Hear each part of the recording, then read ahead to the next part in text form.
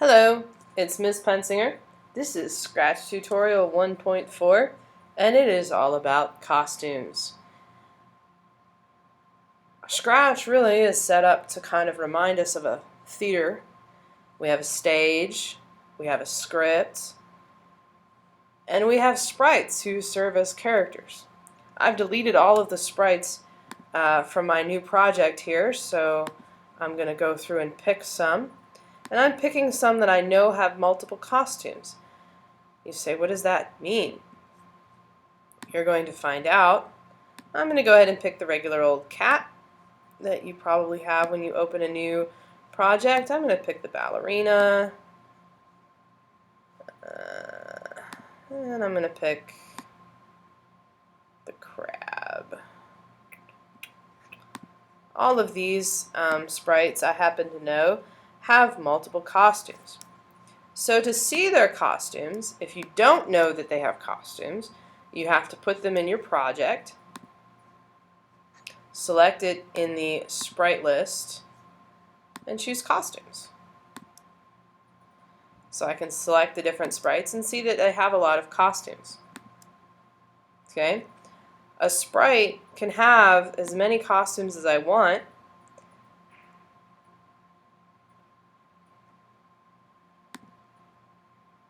In fact, I can adjust them right here in this paint-like window.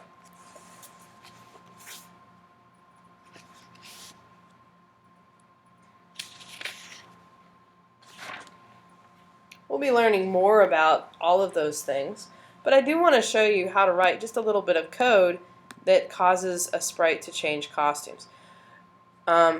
So you can understand a little bit the significance here. Look at the ballerina.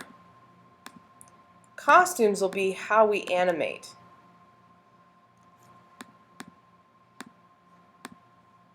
Cat has two costumes. Do you see how it begins to look like he's walking? So I'm going to go back to the scripts. I'm going to show you a simple script for changing costumes. In the look, we can simply say next costume. And I can click this over and over and over again, and it makes it look animated. Same with the ballerina. Next costume. Click, click, click, click, click, click, click, click. Kind of annoying. Crab. Next costume. Doot, doot, doot. My goodness, there is a better way. Let's go back to the cat. What do I want this to do? I want it to repeat. Okay, so repeat. Next costume. Oh my, that was awful fast. What happens if I do it to the ballerina? Repeat.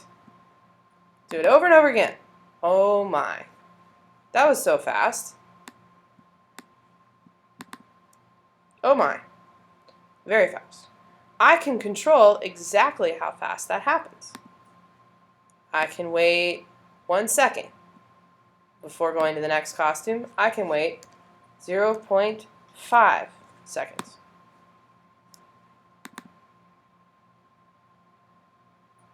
Now it looks like she's moving. This is the very simple principles of animation. Let's give the crab some automatic. 0.5. Do.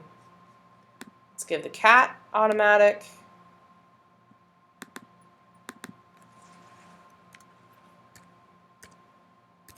.5 is a nice one for this one. I could make it whatever I want. Maybe I do want him to walk a little slower. I can control that by waiting 1 second. And we'll learn more about all of these things later, but I really want you to understand the significance of these costumes. It's not really about changing their clothes. It's about changing their appearance to give the illusion of motion.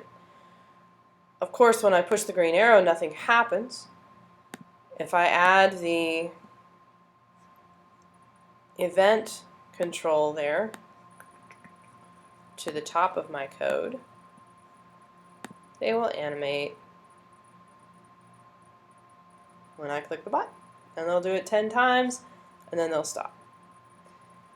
So, using costumes, we can create the illusion of motion, which is very similar to how any of your favorite cartoon creators create the illusion of motion in things that you may watch all the time.